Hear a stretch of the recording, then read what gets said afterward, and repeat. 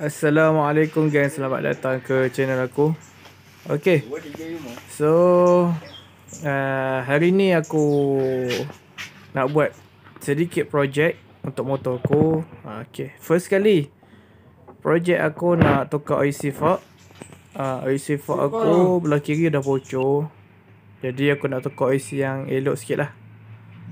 Kemudian projek aku yang seterusnya, aku nak pasang bracket mono. Ni. Ini bracket mono untuk TZM. Tujuan dia aku nak biar mono aku tu tinggi sikit. Sebab aku ni tinggi. Tinggi aku 180 macam tu lah. 179, 180 macam tu. So bila aku tak pasang bracket, aku akan rasa motor tu terlalu rendah untuk aku. Jadi aku nak bagi shock bawa, aku pasang lah bracket ni biar tinggi sikit. Dia ada khas untuk motor TZM Kemudian bracket ni dia tak terus PNP. Kena adjust sikit sebab nanti dia akan tersangkut tempat bracket dekat mono tu lah. Dia akan tersangkut di situ. Jadi kena adjust sikit lah. So sekarang ni proses nak tukar oil seal fork lah. Jom kita layan.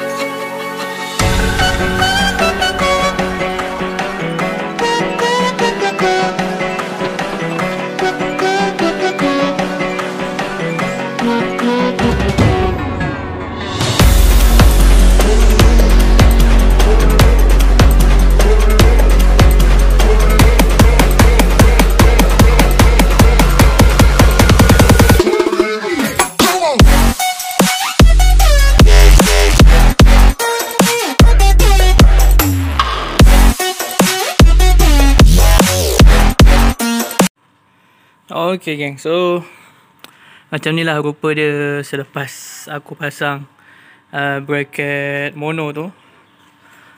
Kalau korang tengok belakang tu, dia jadi congek sikit belakang tu kan, jadi tinggi sikit.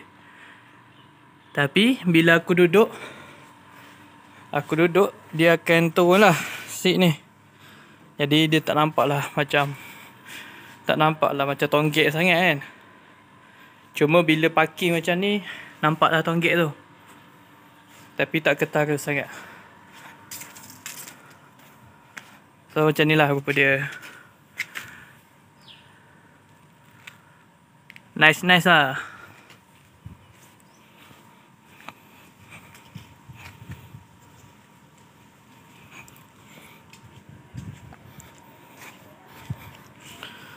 Okay, so next project aku tak tahu lagi nak buat apa pasal TZM ni. Aku tak banyak pun project pasal TZM. Mungkin aku lebih fokus pergi ride lah lepas ni, kalau dah boleh keluar kan. Aku dah settle 2 dos, tak tahulah boleh pergi ride ke tak. So jom kita belanja bunyi sikit.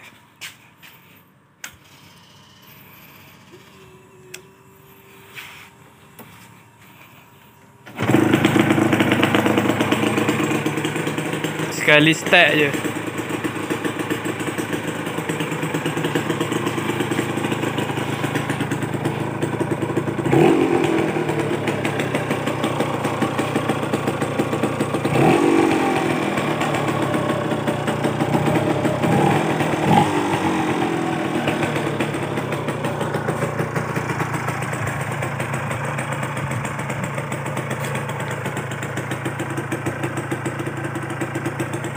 Okay, so aku rasa video aku sampai sini je.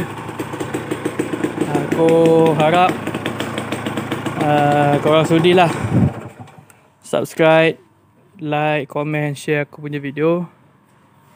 So kita jumpa di video akan datang insyaAllah. Okay, Assalamualaikum.